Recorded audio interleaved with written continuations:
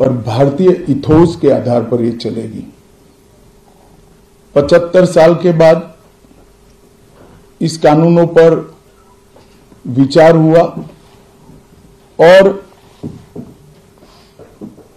ये कानून जब आज से हर थाने में अपना काम करना चालू करेंगे, तब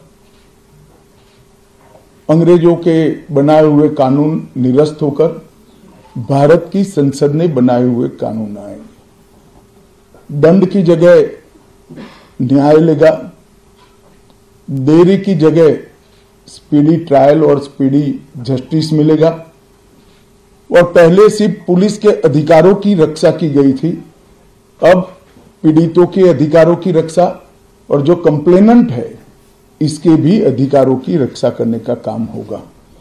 तो एक नए नजरिए के साथ ये तीनों कानून आज सुबह से ही, मतलब कल मध्य रात्रि से काम करना शुरू किए हैं।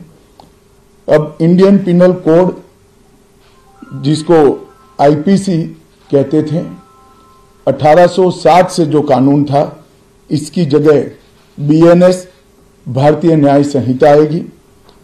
क्रिमिनल प्रोसीजर कोड, जिसको सीआरपीसी कहते थे, जो 1898 से अमल में था, इसकी जगह भारतीय नागरिक सुरक्षा संहिता बीएनएस आएंगे।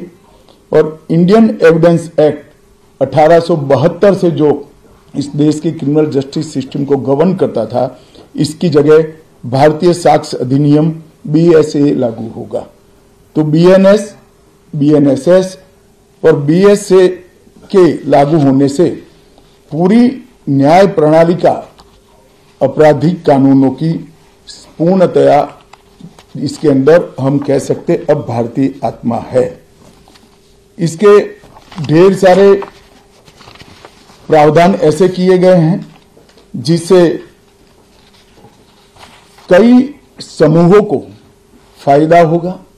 कई सारी दफाएं जो अंग्रेजों के समय से विवाद में रही, इसको हटाकर आज के समय के अनुकूल धाराएं जोड़ी गई है। और कई सारी ऐसी चीजें जिससे भारतीय नागरिकों को परेशानी थी, इसको उठाकर नए प्रावधान किए गए हैं।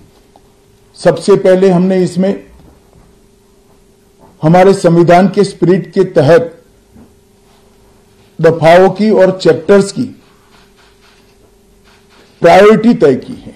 सबसे पहली प्रायोरिटी महिलाओं और बच्चों के अपराध को दी गई है और मैं मानता हूं कि ये करने की बहुत समय से पहले जरूरत थी। एक पूरा अध्याय इसमें जोड़ा गया है जिसमें 35 धाराएं हैं और 13 प्रावधान हैं, जिसमें गैंग रेप के लिए अब 20 साल की सजा या तो कारावास, आजीवन कारावास, नाबालिग के साथ बलात्कार में मौत की सजा, झूठा वादा पहचान छिपाकर शोषण करने वालों के लिए भी अलग से अपराध बनाया गया है। पहले सुप्रीम कोर्ट के जजमेंट से चलता था।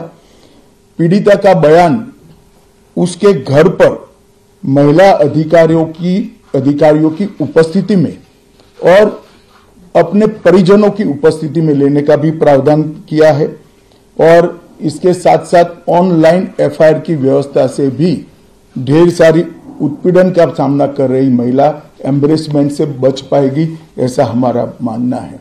सालों से देश भर में मॉब लिंचिंग के अपराध के लिए कानून में कोई प्रावधान नहीं था। प्रावधान करने की मांग होती थी। पहली बार मॉब लिंचिंग को परिभाषित किया गया है।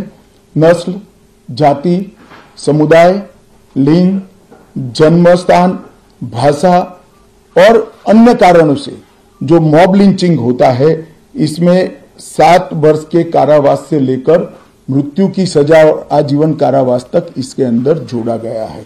तो एक बहुत बड़े समय से जो मांग थी वो पूरी होने जा रही है।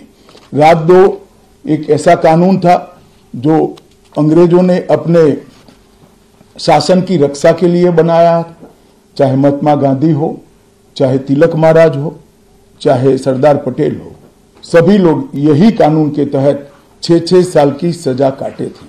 इसी कानून के तहत केसरी पर प्रतिबंध लगाया गया था, वो अपने राज्य की सुरक्षा के लिए अंग्रेजों ने बनाया हुआ कानून था। राजद्रोह को हमने जड़ से समाप्त कर दिया है और देश विरोधी हरकतों के लिए नई धारा लेकर आए हैं। पहले सरकार के खिलाफ स्टेटमेंट देना गुनाह था, अब भारत की एकता और अखंडता को क्षतिग्रस्त करने के लिए ये कानून अमल में आएगा। तो आजादी के इतने सालों के बाद ये कानून में